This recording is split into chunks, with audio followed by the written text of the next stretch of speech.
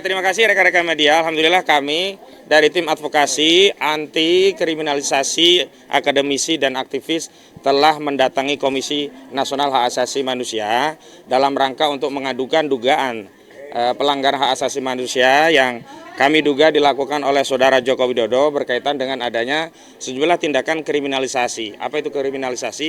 Yakni tindakan yang sebenarnya menjalankan hak konstitusi untuk menyampaikan pendapat berdasarkan ilmu, ini dipaksakan menjadi ranah kejahatan atau pidana.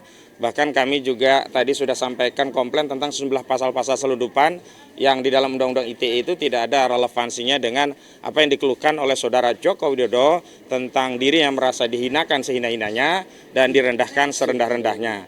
Jadi intinya tadi kami sudah sampaikan keluhan terkait hak-hak yang itu diatur dalam Undang-Undang Nomor 39 Tahun 1999 tentang hak asasi manusia, terutama tentang hak pada rasa aman, hak terhadap akses keadilan yang bebas dari diskriminasi, terutama hak kebebasan pribadi yang di dalamnya memuat kebebasan berpendapat. Kenapa kami juga keluhkan soal hak tentang keadilan di depan hukum yang sama tanpa diskriminasi? Karena klien kami ini diperlakukan diskriminatif.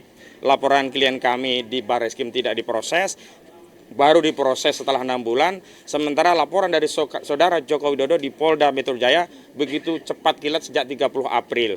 Nah, kemudian kami juga persoalkan tentang adanya hak pribadi yang dilanggar, yakni hak dari klien kami yang sedang menjalankan ilmu pengetahuan dalam rangka mengungkap sebuah pertanyaan publik sebenarnya, bukan pertanyaan Pak Roy Suryo saja, bukan pertanyaan Pak Rismon atau juga bukan pertanyaan Dr. Tifa, Bu Kurnia dan juga Pak Rizal Fadilah.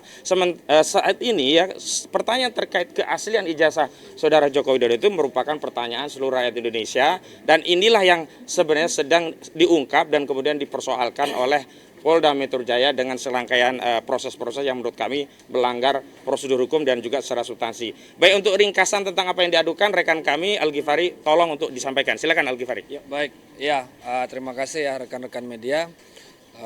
Hari ini kami tadi sudah menyampaikan kita berharap tadi dengan komisioner, tapi diterima oleh perwakilan dari pengaduan.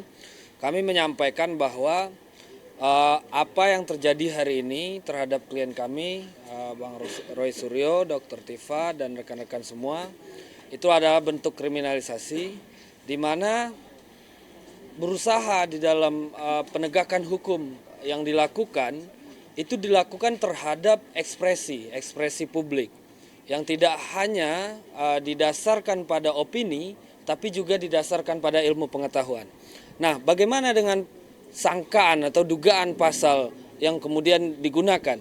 Nah, kalau dari kita dengar ya, keluhan atau aduan ya yang disampaikan oleh pelapor, dalam hal ini saudara Joko Widodo, itu kan dia melapor merasa difitnah. Tapi kemudian oleh pihak kepolisian di dalam perkara ini digunakan pasal-pasal yang sifatnya itu adalah melindungi suatu informasi atau transaksi elektronik yang bersifat sistemik. Artinya mungkin informasi perbankan dibobol, informasi resmi dari sebuah situs pemerintah, BPJS dan seterusnya. Itulah yang ancaman penjaranya 12 tahun penjara, yaitu pasal 35 Undang-Undang ITE, atau pemalsuan bukti, menyembunyikan informasi, proses hacking dan lain-lain di pasal 32 Undang-Undang ITE. Kita tahu selama ini orang tidak bersetuju dengan orang lain atas pendapat yang dia tidak suka, tidak menggunakan cara-cara seperti itu.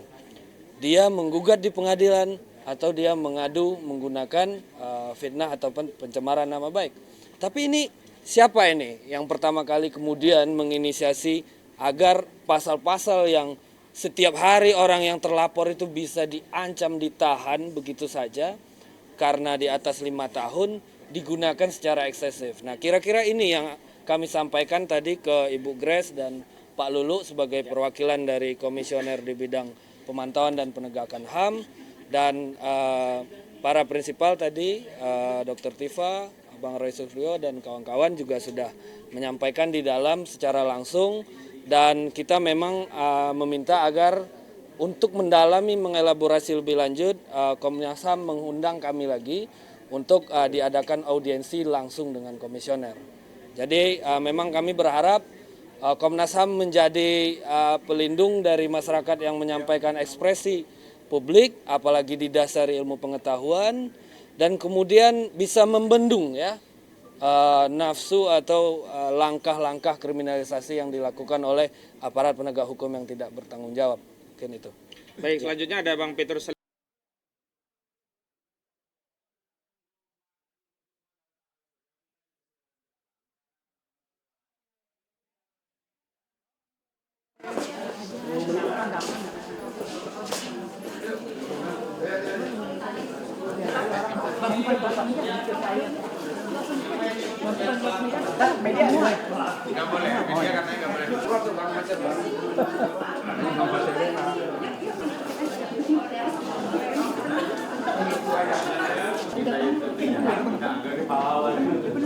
Tapi Roy Suryo belum.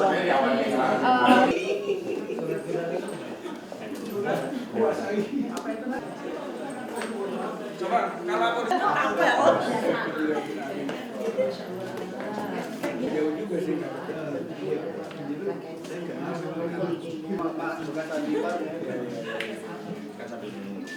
lanjutkan perjuangan. Siap berjuang? Siap. Ya, ini kan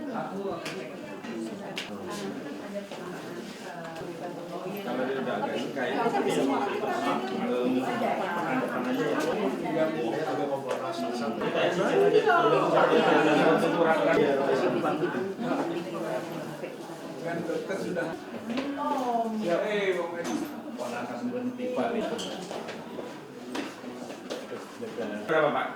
2. Coba buka.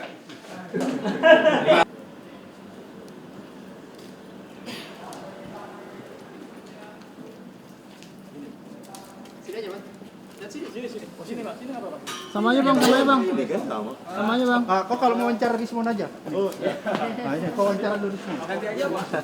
Nanti aja. Kasih ya. Masuk aja dah.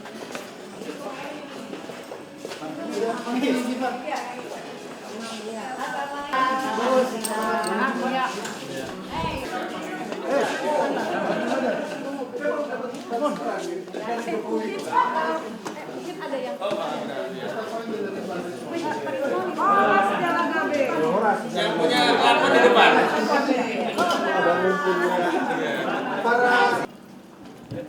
Siap, mohon maaf. Iya. Izin. Ya.